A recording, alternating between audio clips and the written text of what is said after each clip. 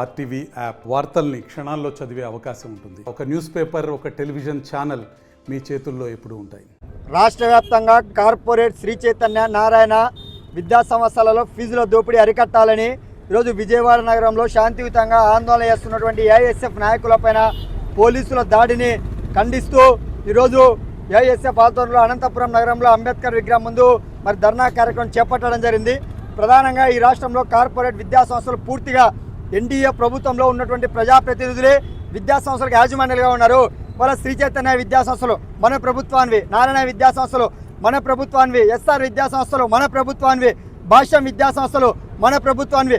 ఇలా కార్పొరేట్ విద్యా సంస్థలు ఏ విద్యా సంస్థలు చూసుకున్నా కూడా అధికారంలో ఉన్నటువంటి ఎన్డీఏ ప్రభుత్వానికి ఉన్నటువంటి యాజమాన్యులే విద్యా సంస్థల యాజమాన్యులుగా ఉన్నారు.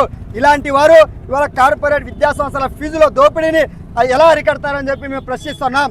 ఇవాళ ఫీజుల దోపిడీ అరికట్టాలా, పుస్తకాల వ్యాపారాన్ని అరికట్టాలని చెప్పేసి ఈరోజు ఏఐఎస్ఎఫ్ పాత్రలో విజయవాడ మహానగరంలో చైతన్య విద్యా సంస్థల దగ్గర ఆందోళన చేస్తూ ఉంటే విద్యా సంస్థల యాజమాన్యులు ఒక్క మాట మాట్లాడకపోయినా కూడా ఇవాళ పోలీసులు అతి ఉత్సాహంతో విద్యార్థి నాయకులను ఈడ్చుకెళ్ళి ఇవాళ వాళ్ళకు గాయాలయ్యేటట్టు కొట్టి వాళ్ళను పోలీస్ స్టేషన్లో అరెస్ట్ చేసి ఉదయం నుంచి ఇంతవరకు కూడా వాళ్ళు విడుదల చేయకుండా ఉంటా ఉన్నారు. ఇవాళ పోలీసులు వాళ్ళ ఉద్యోగం చేయకుండా విద్యా సంస్థల కాపలాగా ఉన్నటువంటి పద్ధతులు కనీసం విద్యా సంస్థల యాజమాన్యులు కేసులు పెట్టారా, లేదంటే వాళ్ళు ఏమైనా అనుమతి ఇచ్చారా, లేదంటే వాళ్ళు ఏమైనా మీకు కంప్లైంట్ చేస్తారని కాకుండా విద్యార్థి నాయకులు కనీసం అక్కడికి వెళ్ళి ధర్నా చేస్తే ప్రశ్నిస్తేనే వాళ్ళ విద్యా సంస్థలకు లేదంటే విద్యాశాఖ అధికారుల కంటే పోలీసులే ముందస్తుగా వచ్చి వాళ్ళకు కాపలా వేస్తున్నారు. ఇది సరైంది కాదు. ఇవాళ ఈ దేశంలో, రాష్ట్రంలో, జిల్లాలో ఇవాళ ప్రశ్నించేటువంటి హక్కు ప్రతి పౌరుడికే ఉంటుంది. ఈ రాష్ట్రంలో కార్పొరేట్ విద్యా సంస్థల ఫీజుల దోపిడీ అరికట్టాలని చెప్పి ఆందోళన చేస్తున్నటువంటి నాయకుల పైన విజయవాడలో ఉన్నటువంటి ఎస్ఐ శివశంకర్ గారు, కానిస్టేబుల్ వీరు గారు, వీరిద్దరు కూడా ఏఐఎస్ఎఫ్ నాయకుల పైన దాడి చేశారు. తక్షణం వాళ్ళని విధుల నుంచే తొలగించాలని చెప్పి ఏఐఎస్ఎఫ్ గా మేము డిమాండ్ చేస్తున్నాం. అదేవిధంగా ఈ రాష్ట్రంలో ఇప్పటికే చాలా జిల్లాలో ఏఐఎస్ఎఫ్ నాయకులు కార్పొరేట్ విద్యా సంస్థల పైన పెద్ద ఎత్తున ఆందోళన చేస్తున్నారు. కానీ ఏ జిల్లాలో కూడా జిల్లా విద్యాశాఖ అధికారులు స్పందించలేదు. విద్యాశాఖ అధికారులు శ్రీ చైతన్య విద్యా సంస్థలు కావచ్చు, నారాయణ కావచ్చు, భాష్యం కావచ్చు, రవీంద్రాబాద్ కావచ్చు, ఎస్ఆర్ కావచ్చు, ఇలాంటి కార్పొరేట్ విద్యా సంస్థల దగ్గరికి విద్యాశాఖ అధికారులు రావాలంటే భయపడతా ఉన్నారు.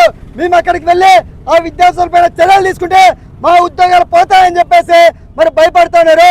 ఇప్పటికైనా కూడా రాష్ట్ర విద్యాశాఖ మంత్రి నారా లోకేష్ గారు స్పందించాలా.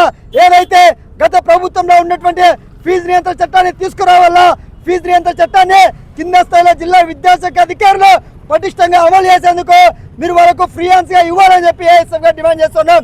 విజయవాడ పట్టణంలో శాంతియుతంగా ఆందోళన చేస్తున్నటువంటి ఏఐఎస్ఎఫ్ నాయకులపైన దాడి చేసినటువంటి వారిని, అరెస్ట్ చేసిన వారిని తక్షణమే బేషరతుగా విడుదల చేయాలా.